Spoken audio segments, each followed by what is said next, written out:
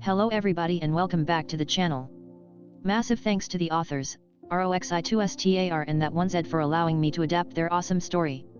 Follow the link in the description to check out more of their works. Today we will be listening to the 8th part of What If Deku Had Both One for All and All for One.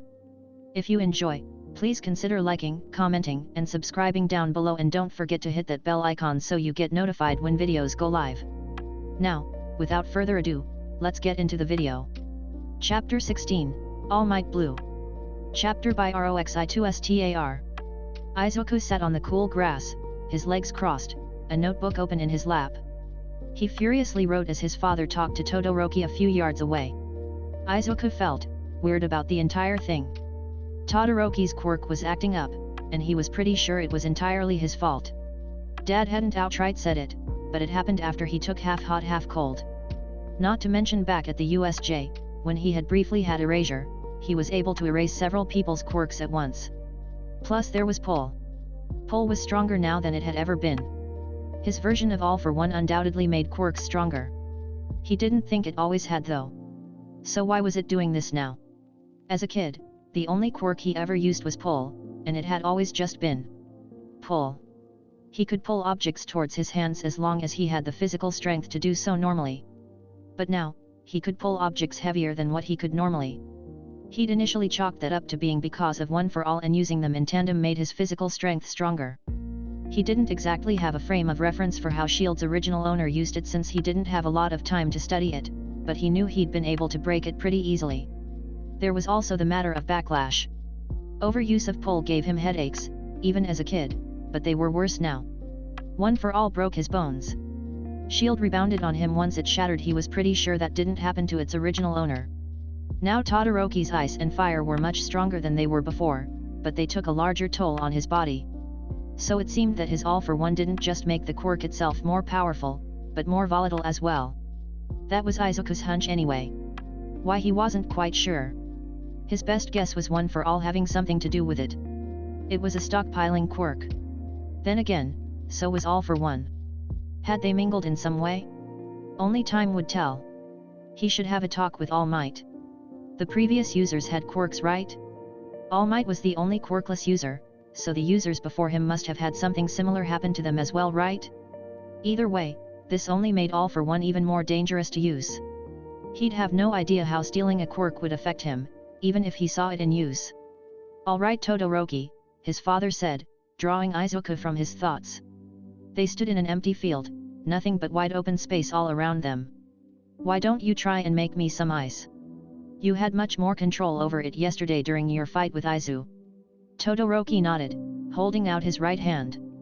"I've always had much more precision with my right side," he said, and formed a line of ice spikes along the ground. They were decently sized, almost as tall as Izuku was. "That's more than I meant to make," he said softly. Dad put a gentle hand on his shoulder. "That's okay. Are the shapes at least what you intended them to be?" he asked. "Yes. Just bigger." He nodded, humming in thought. "That's not a big issue then. Think of it this way, before you probably had a limited amount of ice you could make before your body starts to freeze over and you have to start compensating with your left." He rubbed his chin. "Did you find that your body was freezing faster or at the same pace?" Izuku cut in. "Definitely faster. Todoroki-kun used to not freeze that fast before. He froze an entire building without much trouble. But it was only a few granted massive ice blasts before the frost started gathering on him." "Gotcha," Dad said. "Perhaps it's more like a water tap? You turn on the tap and out comes a little bit of water or a lot of water. Eventually, it starts to break the tap, however. The difference now being that the amount of water coming from the tap has increased in pressure. Like turning it a quarter of the way used to get only so much water, but now turning it that same quarter of the way is producing much more water than it used to, breaking the tap faster. So in theory, you'll be able to produce a lot more ice at once, but you'll have to get a lot better at counterbalancing it with your fire to prevent you from freezing yourself. As well as get a better feel for your ice control so you're not overproducing. Your quirk already needed you to be disciplined in its control, but it's only going to get harder now." Todoroki looked down at his right hand. "Discipline, hey?" he asked. His dad nodded. "Unfortunately, the only way to get better is to just practice. But you're a smart kid," and your control was already at a pro's level before, so I don't think it'll take you too long. We'll probably have to adjust the regulator harness that was a part of your costume too though, maybe get a whole new one made for you. We'll run some tests today to see the temperatures you can withstand in both directions and try to have that ready by the time your internships start. My costume will need an entire rework actually, Todoroki said. It's not fireproof. I didn't think it would be necessary. I see now that it is. Dad smiled. Sure. We'll start some of that paperwork this weekend. You wanting to change the design now is a good time. He pulled out his own notebook. The ice isn't the real problem, that will just take some control. I think if we do some weekly quirk training on top of what you're doing in class and your personal training, you should be able to get a handle on your ice pretty quickly. How is your control of your fire? Decent. Not as good as my ice. Okay. Let's get working on that then, he said. Izuku wrote down his notes on Todoroki's quirk as they worked. He was quite timid about using his left side. Izuku didn't blame him one bit for it either. He really wanted to smash Endeavor's face in. It was becoming more and more obvious that his initial impression of Todoroki was entirely inaccurate. He wasn't stuck up, he just was awkward and not the best at receiving positive interactions. In actuality, Todoroki was clearly a kind and giving soul who'd been traumatized deeply. He would never forgive Endeavor for doing that to him. He sighed, looking up from his notes as Todoroki sent another blast of fire from his left hand. The heat of it was intense, even from where Izuku sat on the ground. Damn, even Todoroki's fire was pretty. It was like a rainbow of colors. Close to his skin the flames were blue, and pushing from him with such force that they looked like a gas stovetop or a torch. Hot and controlled. The further away, the brighter the fire became. Flowing from blue, to white, to yellow, to orange and finally red. They also became more wild the further they got from his body. Izuku could watch it all day long.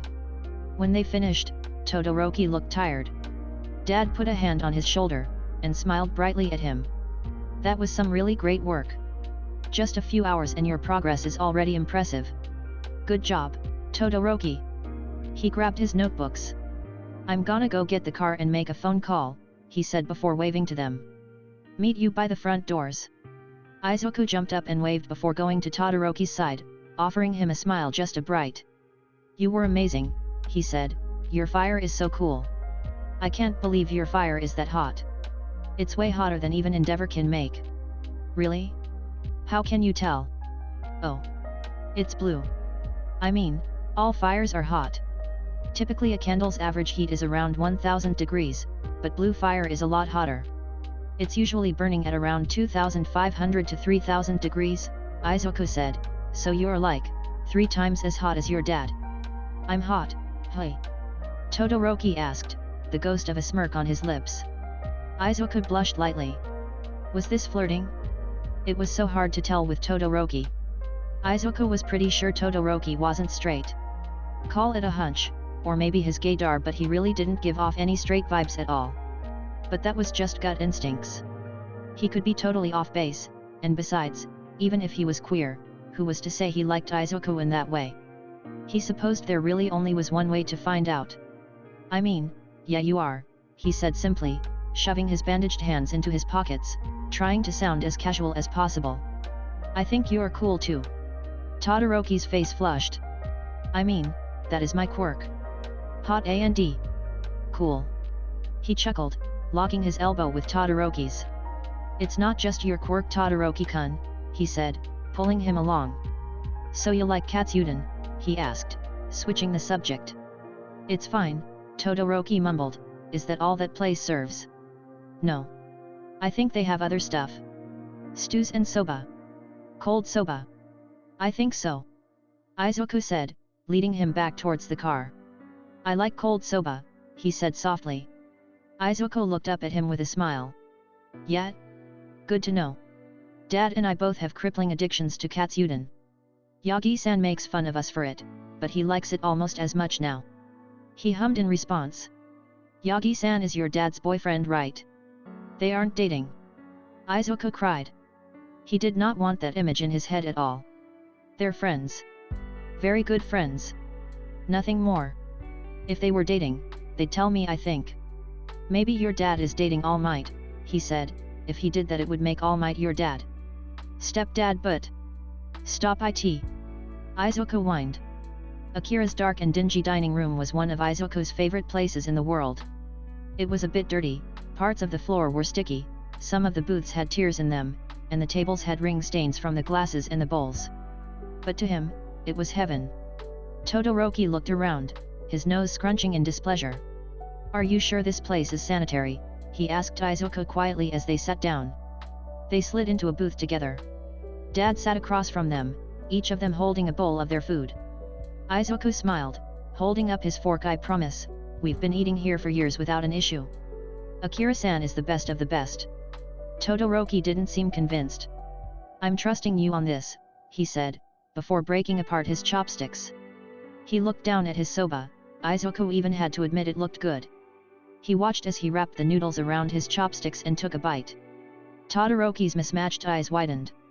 This is the best soba I've ever had in my life, he said, his voice monotone. Told ya, Izuku said, getting a bite of katsudon on his fork. Delicious. Let me try, I've never gotten anything from here but the katsudon. You should try some of mine too. Dad smirked at him from over his own chopstick full of katsudon. Izuku ignored him. Instead, he watched as Todoroki lifted his chopsticks full of noodles up to Izuku's lips. He happily took the bite offered. It was good. Not as good as his katsudon of course, but not too shabby. He held up his fork for Todoroki, watching as he took the bite off the fork. That's pretty good too. Ah, I should have guessed you'd be here. A voice called from the entrance of the room. Izuku glanced up. Yagi was walking towards their booth. He was dressed simply, his clothes hanging off his skeletal body. It's Saturday after all. Hey Tosh, Dad greeted, moving over in the booth to make room for him. What are you doing here? It's Saturday, Yagi said again. He also held a bowl of katsudon. Old habits die hard. He smiled before looking across the table at Todoroki. You must be a friend of Izuku's. What is your name? What an odd set of circumstances. Izuku took another bite of food to prevent himself from laughing at the absurdity of the situation. Yagi knew exactly who Todoroki was, he was his teacher. But here he was, having to pretend to learn his name. Between the three of them and all their secrets, it was hard to keep everything straight. Yes. I'm Todoroki Shoto, he said, and you are? Yagi Toshinori. The boyfriend, Todoroki whispered. Izuku kicked the side of his leg. It's nice to meet you. You as well, young Todoroki, he smiled. This was so weird. Izuku met his father's eyes across the table. Izuku raised an eyebrow at him. Dad gave a curt nod, his eyes flicking to Yagi before going back to Izuku. He agreed. The four of them sat in the tiny booth in mostly silence. The only noise was Todoroki slurping on his soba. Cute. So anything else we need to do today, Dad? He asked. Dad nodded. Mostly paperwork. Your internships aren't too far off, so if either of you want to change your hero costumes we have to have those forms in by Monday. Right now we know we need to make Todoroki's fireproof. I think the order is gonna go to the same person who made Izuku's costume. Did you want to keep the same design? Unless stated otherwise they'll probably change it up, he explained. Todoroki finished his current bite of soba with another slurp. Actually I do want to change it. I think I'll need shorter sleeves. They got in my way at the USJ. I think I'd like it if it were blue. Blue? Dad asked. Sure, what color blue? Bright, he decided. Sorta like an All Might blue. Yagi choked on his katsudon. I actually really admire All Might. I wouldn't want my costume to be too similar, but I figure blue would be a good way to sort of call back to him. His face flushed slightly. That was so sweet. Izuku placed a hand on his arm. Todoroki-kun. I'm sure All Might would be flattered. Yagi nodded in agreement, a smile on his face. Okay. Blue, shorter sleeves, a new temperature regulator. Anything else? Dad asked, writing all of it down in one of his notebooks. Yes, Todoroki said very seriously, Izuku needs to add a rabbit tail to his. Izuku choked on his food. He coughed, his head snapping to look at his friend. I'm sorry, what? A ghost of a smirk appeared on Todoroki's lips again. I told you at the sports festival. If I beat you, you were going to add the tail to your costume. Besides, it wouldn't be out of place. He took another large bite of soba. You already look like a rabbit anyway. May as well lean into it. Dad and Yagi both laughed. To Izuku's horror, his father wrote that down. No, wait, hold on. I never agreed to that. Do you know how humiliating that would be? Dad, help, stop writing, Dad. Midoriya was sleeping in his bed. Shoto thought he looked peaceful, the way his hair fell into his face. Shoto had the urge to get up and push the hair from his face, but he couldn't bring himself to. He shouldn't touch Midoriya like that. He turned on the futon, looking back up at the ceiling. He couldn't sleep. He felt restless. It wasn't Midoriya being here that made it hard. It was just that he couldn't shake this feeling of guilt. He felt like he should be home. Would Endeavor be mad? Would Shoto face more punishment for being here for so long? His legs were tingling. Shoto couldn't lay here. He got up from his futon and left the room. The Midoriya apartment was dark. Shoto walked down the hall to the living room, all the while feeling as if the guilt inside of him would overtake him at any moment. He sat down on the couch in the low light bleeding in from the kitchen. He took a deep breath in through his nose, trying to calm his nerves. The entire apartment smelled like Midoriya. Like apples and vanilla shampoo and maybe something musty. It wasn't bad. It was almost relaxing. This should be soothing. Why couldn't he just relax? No matter what he tried to convince himself of, Shoto just couldn't calm down. Was he so broken that he couldn't relax like his peers? He couldn't shake this feeling of dread and fear. He felt dizzy. Cloudy. Shoto had to focus his mind before he got overwhelmed. Oddly enough, using a technique his father taught him. He closed his eyes and held a deep breath in, then exhaled. Find 5 things in the room. He looked ahead. There was their TV, not very large, and somewhat old. They had rows of DVDs, most of them hero-related. There were pictures on the walls, family photos. There was a green throw blanket on the love seat. And Midoriya's mother's shrine. His eyes wandered to it. Slowly, Shoto stood from the couch and moved to kneel in front of it. Midoriya's mother was beautiful. Long green hair and wide green eyes. Her face was round. She looked like her son in almost every way. Shoto thought about his own mother. He'd been avoiding her since that happened. Would seeing her be good for either of them? Midoriya didn't have that choice though. Did he? Shoto would bet that Midoriya would give anything to see his mother. To talk to her and hug her. He looked down at his lap. He had to see his mother. He was accepting the parts of himself that he pushed aside. Hopefully, she would too. Todoroki. A deep voice broke him out of his thoughts. He whipped his head around. Midoriya-san stood in the hallway.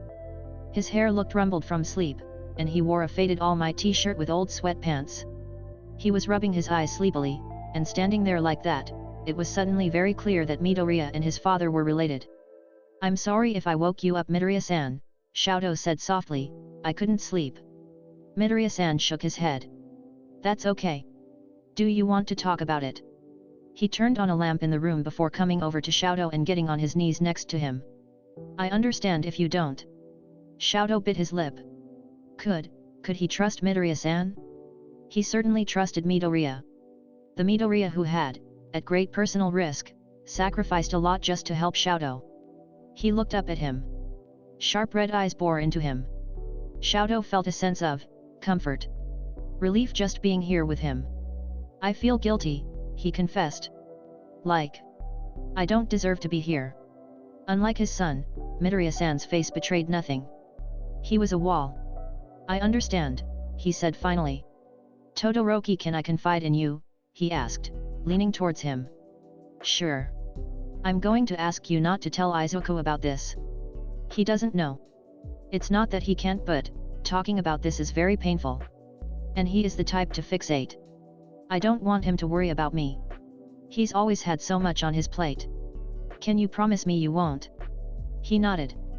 I promise. Midoriya-san bit his lip. I was abused as a kid. Shoto's eyes widened. What? Yeah, he said, my father was an abusive piece of shit. And my mother was a drug addict, so she was no help. I was the oldest, by 8 years. And my little brother Yoichi was so young. I got the brunt of the abuse. Just like him and Tuya. 8 years. I'm sorry. He shrugged. It's done, not much I can do, and no need to dwell on it. When I was 16, I packed up everything I had, took Yoichi, and walked out. We never looked back. He hesitated. I don't know why, but they never came after us. So it was just me and Yoichi. I raised him. We were close. Are you still close to him? No, Midoriya-san sighed. He died. A long time ago. I don't like talking about it. He was barely 19. Shoto looked down at his hands. I'm sorry. Midoriya-san reached over and rubbed his back. I'm not telling you this for pity. I'm telling you this because... Todoroki, I know what you're feeling. That sensation that you're never safe. That you can't ever put your guard down. Being hurt by the people that are supposed to protect you, it's the kind of trauma that stays with you forever. So I want you to know that you'll always be safe with me. You'll be safe with Izuku. You'll be safe in our home. He wanted to cry. He didn't, but damn it did he want to. Instead, he slowly leaned his head into Midoriya-san's shoulder. Thank you. They stayed like that for a long time. As Shoto crawled under the covers of his futon later that night, he felt safer than he could ever remember feeling. Sunday had passed without any issues. It was a simple day spent doing some minor training, eating good food, and continuing Todoroki's pop culture education with some movies. But Monday morning soon descended upon them. Izuku stood in front of the mirror in the bathroom, his curly hair still damp as he finished freshening up. His tie sat untied around his neck, as usual. Todoroki appeared in the doorway, already ready to go for the day. They were alone in the house, as Dad had gone in early for some one-on-one quirk counseling sessions. You ready? Just about, he said, before leaving his hair be. Let's give this one more go. He fumbled with his tie. It was worse than normal. His fingers just weren't nimble enough for this. Normally Dad fixed it, but he wasn't there. Damn it, he mumbled. A warm hand and a cold hand swooped down, shooing his hands away. He watched as Todoroki easily fixed his tie, smoothing it down his chest. He was close enough that Izuku could smell that faint campfire scent that most fire quirk users had. It was nice. Soothing even. There, he said, don't hesitate to ask for help. Do you have your laptop with you? For taking notes. I packed it already, Izuku said, blushing faintly. Good. Todoroki didn't move. Instead, he was now fixing the lapels on Izuku's school jacket. I'd hate to see you suffer without reason. He pulled back. We should get going. We'll miss the train. He looked back to Izuku, looking like he was mulling over something. Thank you. You and your father. Staying with you this weekend has been nice. I'm sad it's over. I don't want to go back to him. Izuku's heart shattered. It's gonna be okay, he said softly. He grabbed Todoroki by the arm. You won't have to be there for much longer. Dad. I know you said you didn't want help, but Dad is already looking into options. We think we can convince Endeavor to let you stay here more. Under the pretense of quirk training at least. Thank you, Todoroki said stiffly, we should go. Right, Izuku nodded and followed him out of the bathroom. Todoroki was such a kind soul. It was probably the thing Izuku liked most about him. Not only was he so pretty, but he was also strong and smart and just sweet, in his own weird little way. It was endearing. Plus spending the weekend with him just cemented how well their personalities mashed up. Izuku could talk endlessly, but it seemed Todoroki could listen just as endlessly. Izuku could almost make him smile. Todoroki could certainly make Izuku smile. He just wanted to get closer and closer. He was a special person, for sure. The more Izuku thought about it, the more he knew the truth. He didn't just think Todoroki was attractive. He liked him. He could see himself dating Todoroki. It was something he'd been clearly dancing around in his head, but now, it had materialized so firmly in his mind. He wanted to date Todoroki. The only question now is how? He'd figure it out. Maybe he'd just grow a pair and ask him out on a date. But what if he got rejected? Todoroki would just pull away again, leaving him friendless. No, Izuku couldn't do that to him. How awful and traumatizing would it be to realize the only friend you had simply wanted to date you? He couldn't risk anything without being sure. He was pretty sure Todoroki wasn't straight once again just on vibes alone. He was also sure he was having an effect on him, but that didn't mean Todoroki liked him romantically. He had investigations to make. Izuku and Todoroki both trudged up the stairs toward UA. The train ride had been a complete disaster. Everyone on the train had recognized Todoroki from the festival, and he himself had also received a lot of attention. They had been practically mobbed with well wishes and praise. While it was nice, it was also a lot to handle before 9 AM on a Monday. They should have just woken up early and driven to school with Dad. They shared Izuku's umbrella as they made their way from the gates to the shoe lockers. "Are you sure you don't want me to walk you to Recovery Girl?" Todoroki asked as Izuku shook the water off his umbrella. "I'll be fine. I can make it there and back before class starts. I'm mostly healed, so I shouldn't be too tired today." "We don't have hero studies either," he said, finding his locker and quickly opening it. He slipped off his red sneakers, grabbing his school shoes. "But thanks." He heard the door open again and looked over his shoulder to see who it was. "Ah. Good morning, Todoroki-kun, Midoriya-kun," Ida called, entering the locker room. He was wearing a gray raincoat and pulled his hood down as he greeted them. "I'm glad to see you both. How was your weekend?" Izuku blinked. Didn't Ida's brother get hurt? Not to mention, Ida hadn't even opened any of his texts the whole weekend. He was shocked to see him at school at all. Hey, Ida-kun," he said, "are you okay?" Ida only smiled, though it didn't quite reach his eyes. "Perfectly fine. Thank you for asking. Sorry, I must have scared you." "No need to worry. Everything is just fine," Ida said quickly, exchanging his shoes and putting his coat away. "Well, I must get to class. I'll see you both there," he said, and practically ran from the room. Todoroki looked at Izuku. "I don't know much about Ida or social interactions, but that was odd, wasn't it?" "Yeah," Izuku said, his eyes still on the door Ida had just fled through. "It was. Ida really looks up to his brother. There's no way he's okay. He's probably just putting on a brave face. I'll try to talk to him later," he said, looking back up at Todoroki. "I'll see you in class, Todoroki-kun." "Oh." He smiled, remembering something. "Do you want to have lunch with me, Eureka, and Ida?" "I don't think I really have a choice, do I?" Izuku grinned and reached up to pat his head. "Good boy." Upon realizing what he just did, he blushed and ran out of the locker room to go get healed by Recovery Girl. Chapter 17, Will Match. Chapter by Roxi2Star. Izuku sat at his desk, rubbing his right hand gently. It didn't look great. Recovery Girl hadn't lied when she had said his hand would be mangled. He now had 2 massive scars on the back of his hand, and the fingers were crooked. He flexed them and saw that he didn't have nearly as much flexibility in his hand as he used to, clumsiness aside. She'd given him a few stretches to help gain some mobility back, but it probably wouldn't come back right away. Kiken sat in front of him, unusually quiet. Probably still pissed from the festival. Izuku leaned forward, poking his back. "Hey Kiken," he said softly, "sorry about the sports festival. That blows, winning by default. Wanna fight after school?" Kiken whipped his head around to glare at him. "I don't need you to fight me to cheer me up, nerd," he growled. "Who said it was to cheer you up?" Izuku said, "I asked because I just spent my whole weekend watching someone else train while my bones were broken. I'm itching for a fight. Please Kiken." He batted his eyelashes. "I wanna get beat up. I'm begging here." "Ugh, fine. I'll kick the shit out of you, happy." "Thank you Kiken." He smiled brightly. He leaned back in his chair as the bell rang. Izuku pulled himself up from his normal morning nap spot behind his desk. He finally had his bandages off, and the only mark from the harrowing battle at the USJ was a new scar below one of his eyes. "Morning," he said simply. "We're having a special lesson today." Izuku cringed.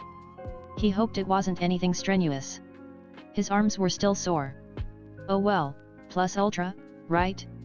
We're going to be discussing code names." "Never mind." "Hell yeah. You're all going to be doing your first round of internships next week, so it's important you have a code name or at least a working one for your time there," he said.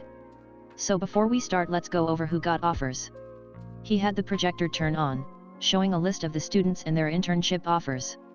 Todoroki and Kikin had the highest amount by a pretty large margin, but Izuku, he didn't do too badly at all. 213 offers?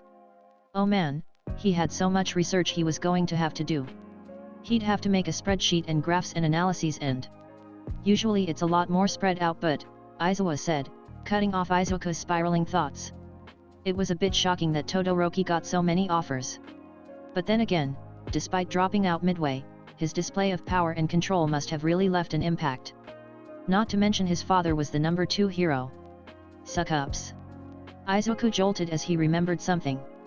Hero agencies were allowed to make 2 bids for students. Maybe they had one in common. The rest of you can pick from a list of 40 agencies that have a deal with the school, he said, holding up a list. But back to the topic at hand. Codenames. The gentle click-clack of heels made Izuku turn to the door. Midnight strode in, a smirk on her lips. The names you pick today could very well be what you're known as to the world for the rest of your lives. Midnight is here to evaluate your hero names and make sure they're good, he said. I'm not the best at this kind of stuff, so listen to her. He sunk back down behind his desk. Wake me after you're done. She grinned at Aizawa, then turned to address the class. I'll give you all 15 minutes, she said as she passed everyone a whiteboard and marker. Then we'll present them to each other.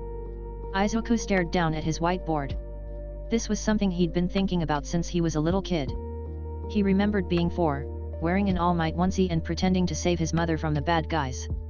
Funny, he could still remember the sound of her voice. Oh, help me. Help me, hero. She pretended to cry. He had a list of hero names in his first notebook.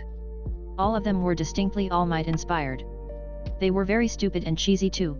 Mighty Boy, Small Might, All Might Jr., Captain All Might, you get the idea. Definitely not any of those. Aside from the fact they were all super childish and would result in him never being taken seriously, he really couldn't afford to have any more links between himself and All Might. After he took pull, he considered names relating to that, as well as a secret hint at All for One. He had thought of names like Thief and Rogue and Swipe. But they were a bit too villain sounding for his tastes. Izuku wanted to be a bright and cheery hero. The kind that made you smile and filled you with hope. His villain quirk be damned. Maybe something silly? His hero costume apparently looked like a rabbit, so maybe something with that? Everyone liked rabbits. But there was Mirko to consider. He didn't want to be too similar to her. He sighed, laying his head on his desk. Quit your whining, Deku, Kikin snapped. Wait. He shot up in his seat. You're a genius, Kikin. He said. I kind of like Deku. It sounds like I can, you know? He could. That's it. A never give up kind of vibe. He thought he was quirkless. He'd been bullied. He lost his mother. His father was a supervillain, technically. He had his evil quirk. He worked tirelessly to clean that beach. Everything in Izuku's life, he worked for it. He never gave up, never gave in. Things were hard and he had to make some shitty calls. But he could. I can. He wrote the name on his whiteboard, satisfied. Time's up. Midnight called, who wants to go first? Aoyama's hand shot up. Sure, come on up, kiddo. She said. He stood and walked to the front of the room holding his whiteboard to his chest tightly. I shall be. He took a deep breath and spun around his board. I cannot stop twinkling. Izuku snorted into his hand. He couldn't help it.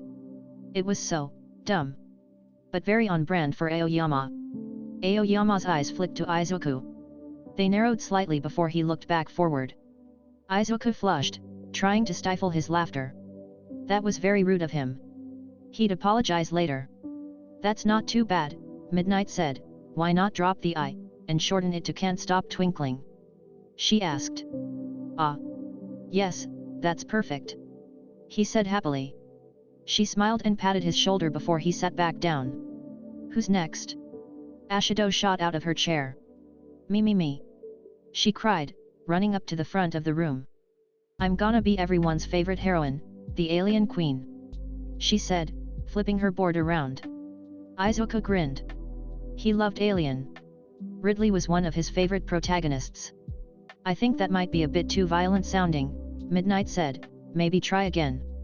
Ashido's shoulders slumped as she sat back down. Alien Queen was a great name in Izuku's opinion, but what can you do?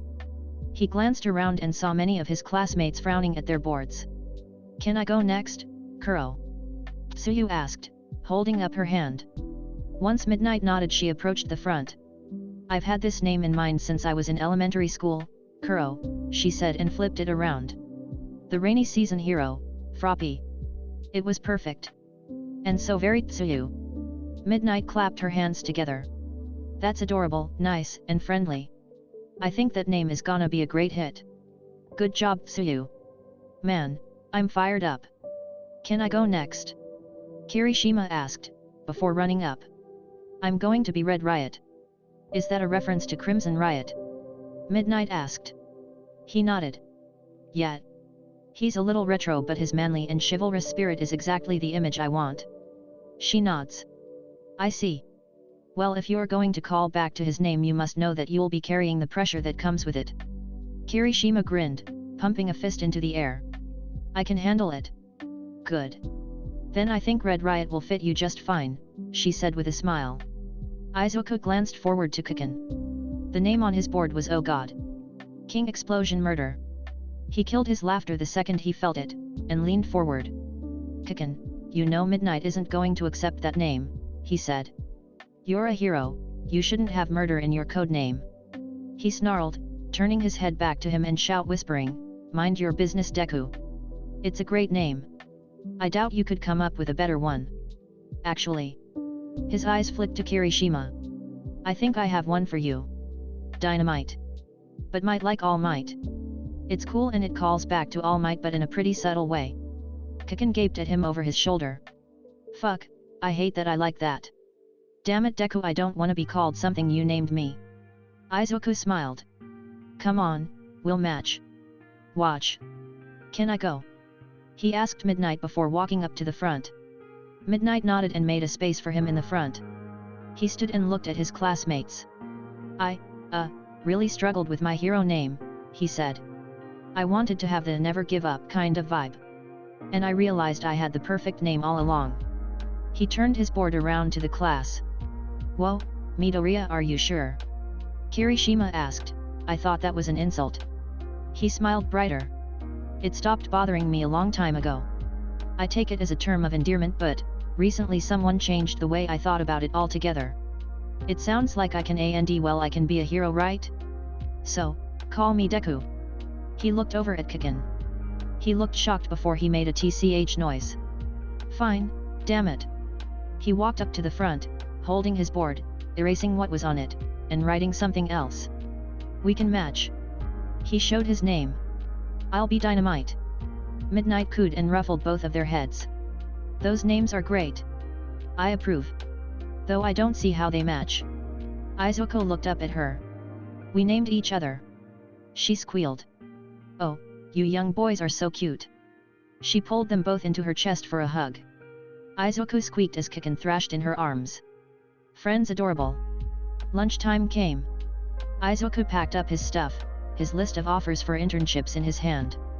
He still wanted to make a spreadsheet, but he did actually have a few heroes he was already considering. Oddly enough, Mirko was one of them. He'd always admired her fighting style. Once he was ready, he approached Todoroki's desk. Ready to go. He looked up and nodded, standing next to Izuku. So who do you think you are going to intern with? I made my mind up already. I'm going to do it with my father. Izuku's body went cold. He grabbed Todoroki by the sleeve of his jacket, forcing him down so Izuku could whisper into his ear.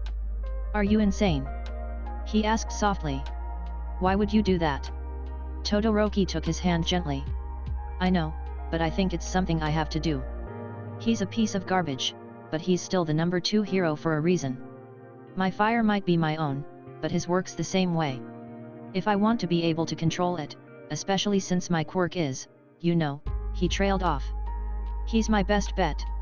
I can't afford to hurt anyone again, he said quietly and looked down at the hand he was holding. Izuku's mangled right hand. I seriously hurt you. You didn't. But I did. Maybe not with my quirks, but with my hang-ups. Had I not been so reluctant to use my quirk in the first place, this wouldn't have happened. He dropped his hand and sighed a little. Besides, he'd probably find some way to force me into it. I'd rather go into it with my head held high than be dragged into it by force. They began to walk towards the door where Eureka and Ida stood waiting. I see your points. I still don't like it. Oh. Todoroki-kun, are you eating with us? Eureka asked, stars in her eyes. He sighed. I am, he said softly, before smirking a little. It's quite a shame. Eureka laughed at that. Sick. The Deku squad gains a new member. She wrapped one of her arms around his, and her other around Ida. Izuku smiled and grabbed Todoroki's free arm.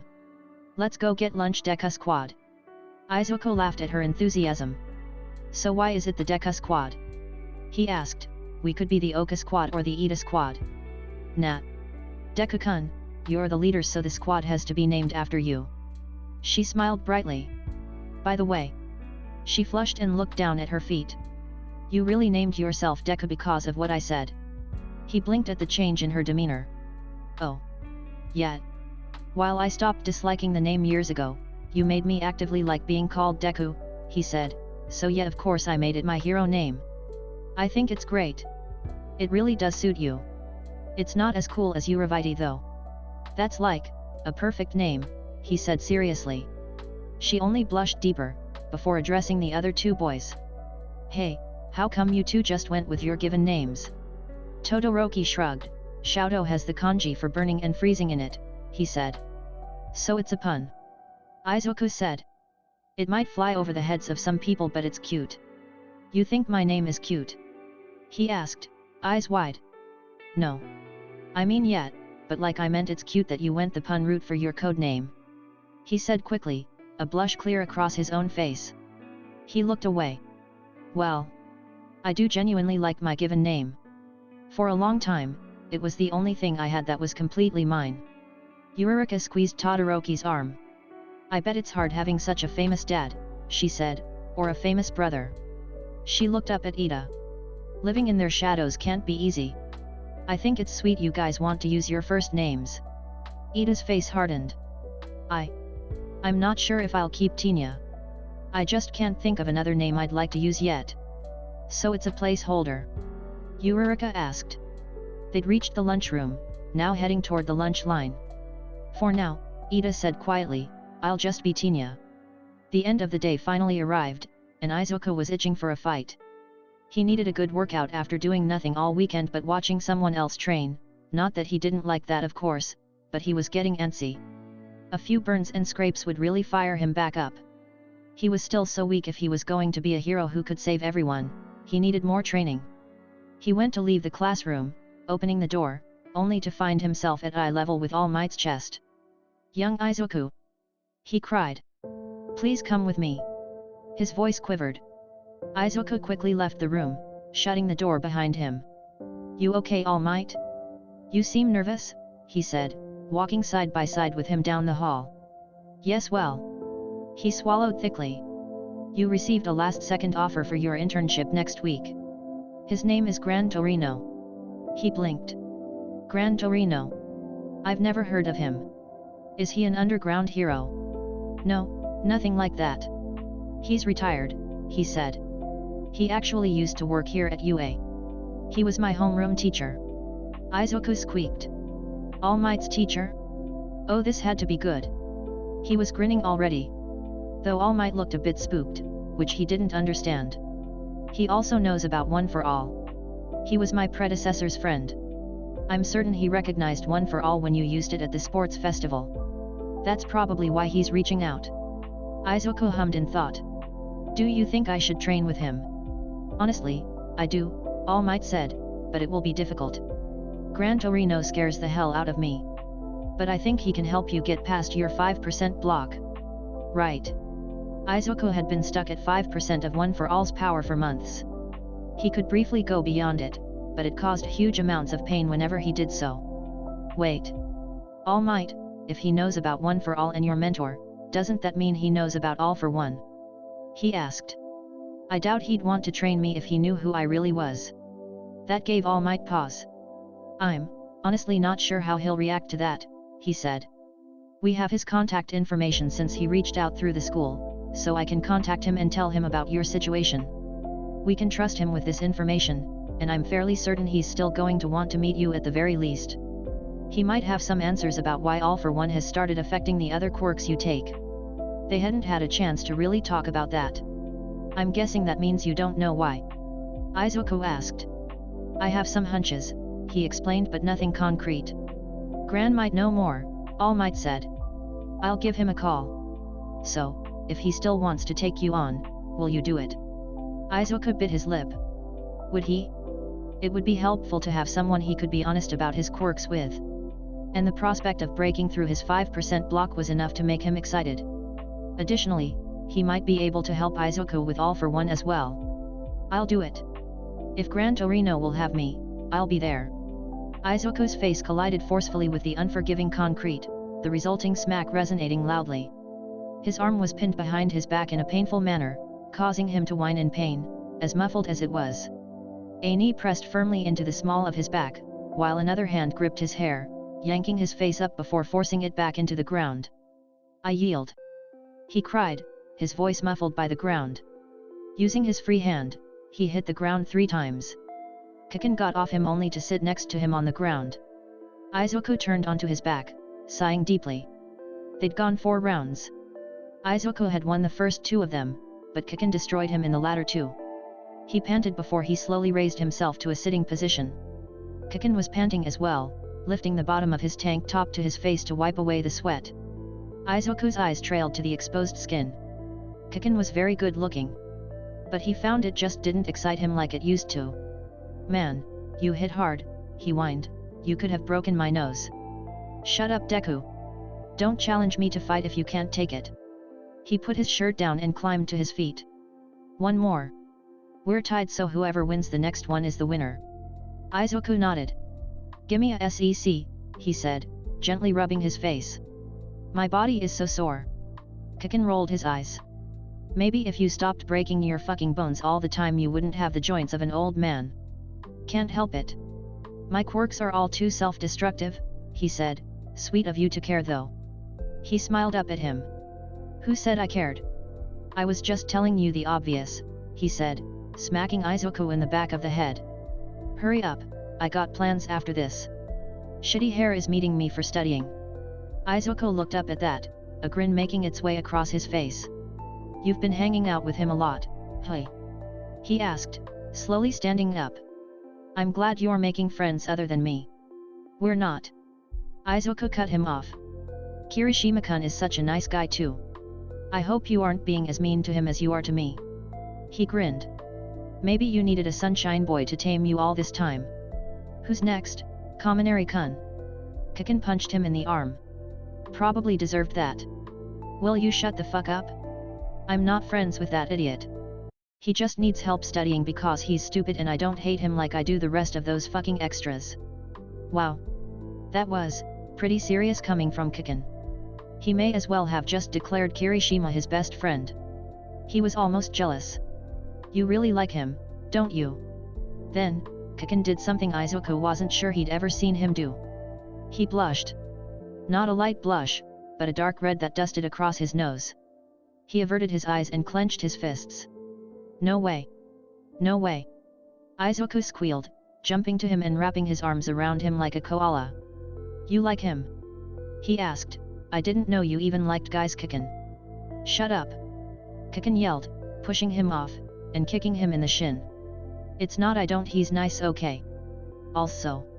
He glared. How dare you assume I'm straight? I'm not a head bitch like you, asshole. Izuku blinked. Well. He supposed this was a great time to bring it up. Kiken, I'm bisexual. That seemed to stop Kiken in his tracks. He blinked several times. Really? Hey. I mean. I'm gay, he said simply. You're bi? How the fuck did I not know that? He shrugged. I didn't know you were gay, so, guess that's not what we usually think about when we're together, he said. Well, now you know. And now I know. We're just 2 guys. 2 queer guys who spend all our free time on top of each other. Kiken punched him again. Gross. Don't say it like that. I wouldn't date you if you were the last man on earth. You're like an annoying little brother, fucking disgusting. I wouldn't date you either, he said. He pointedly did not think about the All Might lotion. Just thought it was funny is all. He punched Kiken's arm, getting the conversation back on track. So. Kirishima-kun, hey? I get it. He's super hot. Don't you even think about it. Hey. I wouldn't go after him, especially if you like him. That's not cool. Besides, I have my eye elsewhere, Izuku said. Kirishima-kun is nice, but I'm more into the pretty type. Round face? Kiken asked before a thought dawned on his face. Oh shit, please don't tell me you have a heart on for half and half. Izuku only blushed. God damn it, he sighed, rubbing his face hard. You two are gonna make such an annoying couple. Who said we'd get together? I don't even know if he likes guys. Kiken moved his hands, giving Izuku a look. Okay fine, he probably likes guys, but who said he likes me? You're joking, right? He asked. You're actually joking. Please tell me you're joking. Kiken watched his face closely before he sighed. Holy fuck, for a nerd you are so fucking dense. Wait, does he like me? What do you know, Kiken? Kiken. Izuku had barely kicked off his shoes when his phone started ringing. He fished it out of his backpack, and quickly accepted the call when he saw Yagi's name on the caller ID. Hey. Izuku said, well. I told him everything, Yagi said. Well, your father and I did. Hey, Izu. His father called through the phone. And he still wants to take you on. He didn't say much about how he felt about it. All he said was doesn't matter who the kid's father is or what his original quirk is, and just that you were the 9th user, Yagi continued. Izuku's mouth hung open slightly. He still wanted to take him on? Well, he supposed, don't look a gift horse in the mouth. Alright. Guess I'm interning with Gran Torino then. Yeah. Yagi said softly, good luck kid. You're going to need it. Tosh, you okay? You're shaking. I'm fine. Well, gotta go kiddo. Your dad and I still have work. Just, prepare yourself. They hung up. Prepare himself? What the hell did that mean? Why was Yagi so afraid of this guy? Izuku shook his head. It didn't matter. Gran Torino was the way forward, so that's where he was going to go. No matter what was thrown at him. He had to. He didn't care if this guy screamed at him just for being all for one's son, or beat the hell out of him. He could take it. He would take anything if it meant getting stronger. He had to. Honestly, he didn't really have a choice when it came to his future. Not anymore. He'd chosen to take the mantle of one for all. So he would walk forward and weather any storm that came with it. It was like Todoroki said. I'd rather go into it with my head held high than be dragged into it by force. Alright, that's where we'll leave off for the day. Thanks so much for listening along with me today. If you enjoyed, please like and comment down below, and check out the video or playlist on the screen for more content from me. I look forward to seeing you next time. Ciao for now, lovelies.